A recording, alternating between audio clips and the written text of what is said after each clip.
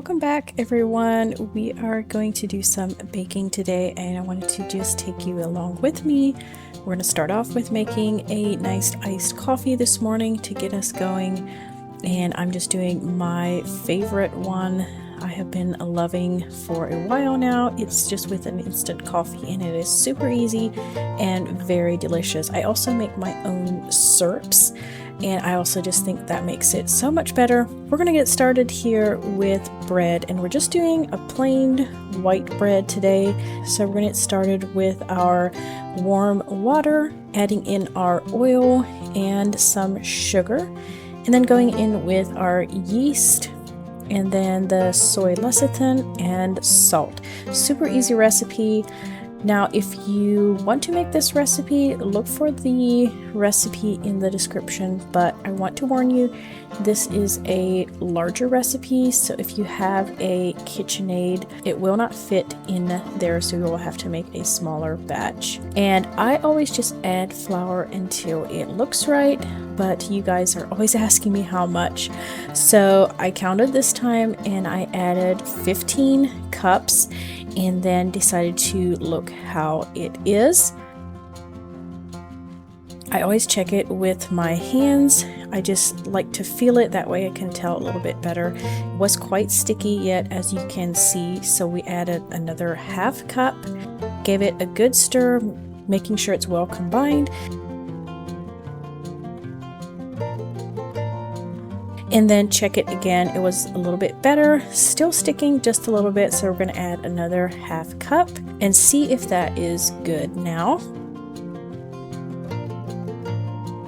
Once it was mixed really well again, you can tell it is really rising at the top, so now it is not sticking as much, and if it does stick a little bit, it easily comes off.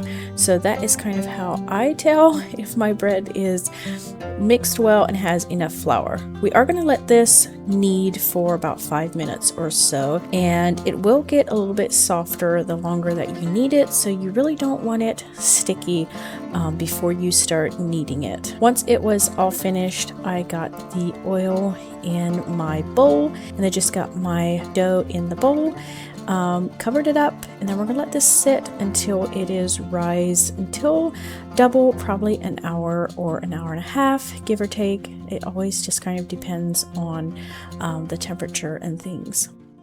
While we're waiting on that, I am going to make some little snacks. These are a no sugar added protein snack.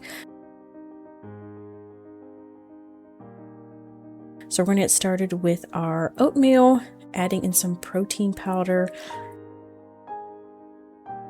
as well as cinnamon and nutmeg, some baking powder, and a little bit of salt. And then we're going to shred up a couple apples. This was a totally new recipe for me, so I just made a small batch just to see if we would like them. To our apples, we're going to add some egg whites,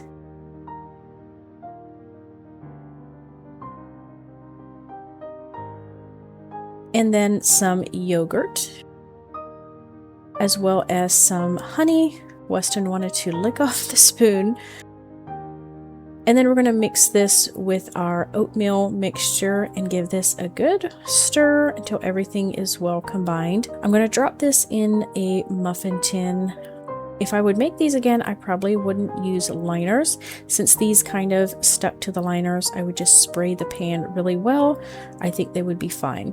And then topping these off with some apples. We're going to bake these for about 20 to 25 minutes.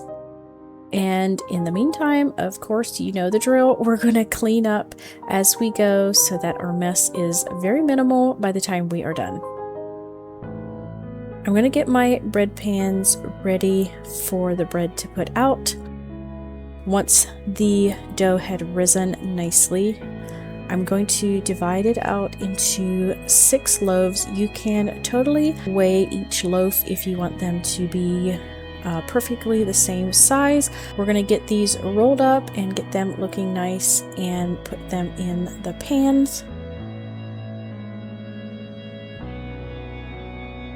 And the bread pans that I use are very good with not sticking. I love these.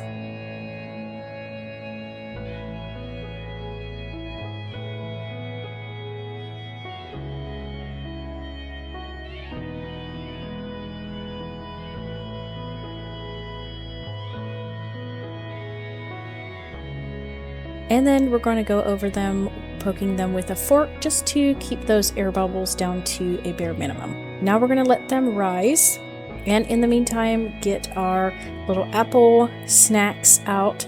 These were very good as well.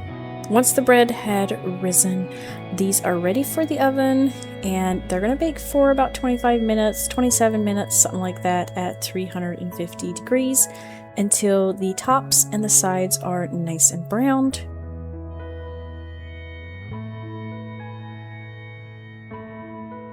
Brush the tops with butter just to keep them nice and soft.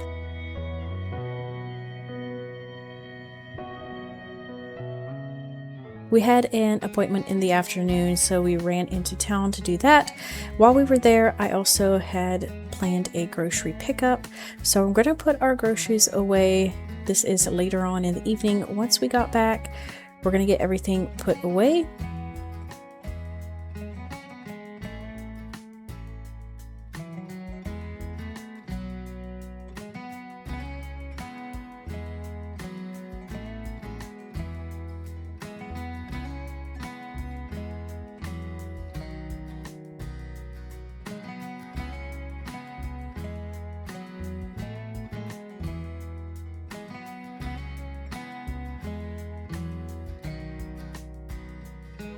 I am going to get those apple snacks put into our snack drawer here. I like to slice all of my bread before I put it into the freezer. This makes it so much easier. Once you go to get it out, you can use it a lot faster that way. So we're gonna get it sliced up with my electric slicer. This works very well. And then get it bagged up.